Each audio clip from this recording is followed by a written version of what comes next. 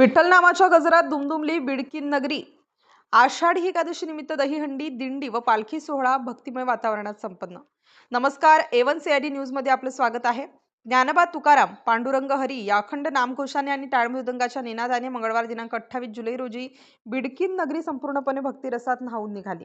आषाढी एकादशी निमित्त येथील ऐतिहासिक विठ्ठल रुक्मिणी मंदिरात दहीहंडी, काला उत्सव, भजन कीर्तन, फुगडी तसेच विविध धार्मिक कार्यक्रम अत्यंत भक्तिभावाने आणि उत्साहाने पार पडले। सन 1849 मध्ये स्थापन झालेल्या 177 वर्ष पूर्ण झालेल्या या मंदिरातील अनेक पिढ्यांपासून जपली जात असलेली ही परंपरा आजही तितक्याच श्रद्धेने आणि भावनेने पुढे नेली जात आहे। विठ्ठल माऊलीच्या पालखी सोहळ्याला सुरुवात होता संपूर्ण गाव विठ्ठलमय झालं। टाळमृदंगाच्या गजरात, अभंगांच्या सुरात आणि विठ्ठल नामाच्या जयघोषात दिंडी गावातील प्रमुख मार्गावरून मार्गक्रमण करत होती। बाजारतळ येथील जागृत हनुमान मंदिर, कोकणवेस मारुती मंदिर, जागृत श्री दत्त मंदिर आणि श्री लक्ष्मीनारायण मंदिर मार्गे पालखी पुन्हा विठ्ठल रुक्मिणी मंदिरात दाखल झाली।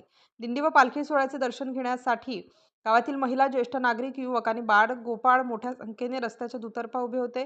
अनेक कुटुंबांनी आपल्या घराच्या अंगणात सुंदर रांगोळ्या काढून, हळद कुंकू वाहून आणि फुलांची उधळण करून विठ्ठल माऊलींच्या पालखीचे भक्तिभावाने स्वागत केले। पालखी मंदिरात दाखल झाल्यानंतर भाविकांच्या उपस्थितीत महाआरती करण्यात आली। त्यानंतर सर्व भाविकांसाठी महाप्रसादाचं आयोजन करण्यात आलं।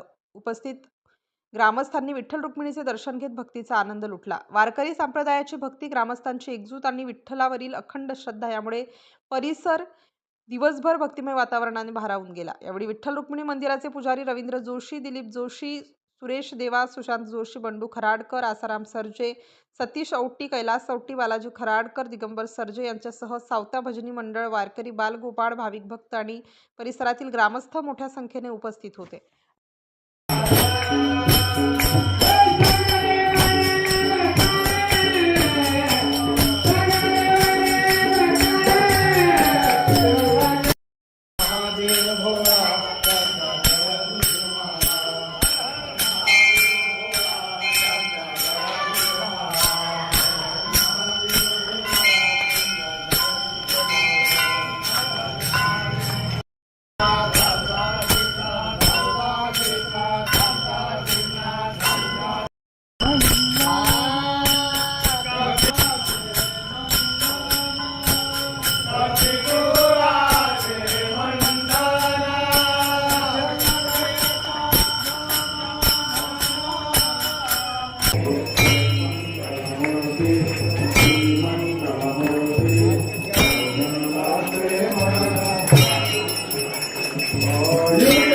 अशाच बातम्यांसाठी चॅनलला लाईक, शेअर आणि सबस्क्राईब करा। A1 CID न्यूज महाराष्ट्र प्रतिनिधी MS बर्फे।